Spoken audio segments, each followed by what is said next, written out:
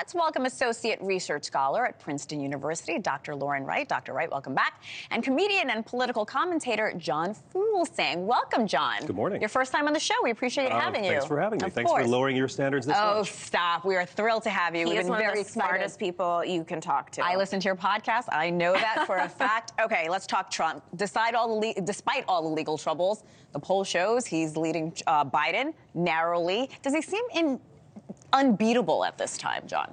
No, he lost the popular vote of the United States twice. He's underperforming in these primaries. If Joe Biden had only failed to crack 60% in South Carolina, it would have been front page news everywhere.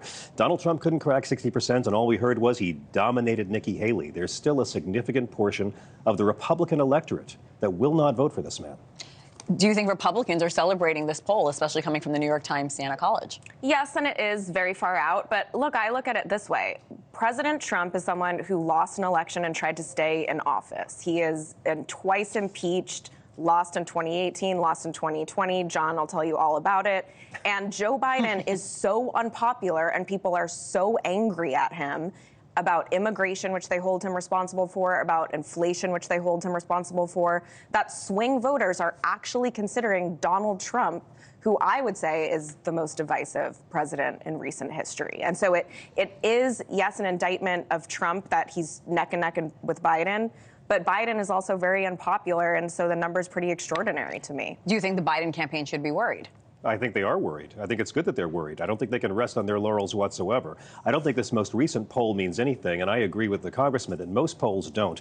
At this point, most of our polls are polls of people who pick up their landlines and answer their cell phone when they don't know who the caller is. I don't know that that's the most reliable cross-section of American voters, but I think everyone who is a Democrat wants Biden's team to be worried and to stay worried and to act like that. What states are you watching for Super Tuesday, Lauren? The ones Nikki Haley is hoping to win, I think her plan maybe is if she can win the plurality of delegates in 5 states, she can have some sort of sway on the convention floor. I don't think that's going to happen. But if she has a chance, it might be in states like North Carolina and Virginia, where there's a high population of college-educated, moderate voters. It could be in somewhere like Vermont. Analysts say if she can't win there, she can't win anywhere. So you could maybe think about these more moderate states. But I do think Trump is inevitable, at least for the GOP nomination. What about you, John? I don't think there's a lot of suspense. The real suspense is going to be how much of a protest vote will there be on the GOP side and how much of a protest vote on the Democratic side. What 100,000 Arab Americans did for the Democratic primary in Michigan was deeply inspiring. You know, they could have gone and stayed home. They could have voted for a Republican. They could have voted for Dean. Instead, they did an uncommitted vote to send a signal to President Biden, which is some of the most inspiring democracy in terms of protest I've seen in a while. John, Lauren, don't go too far. Thank you so much, guys.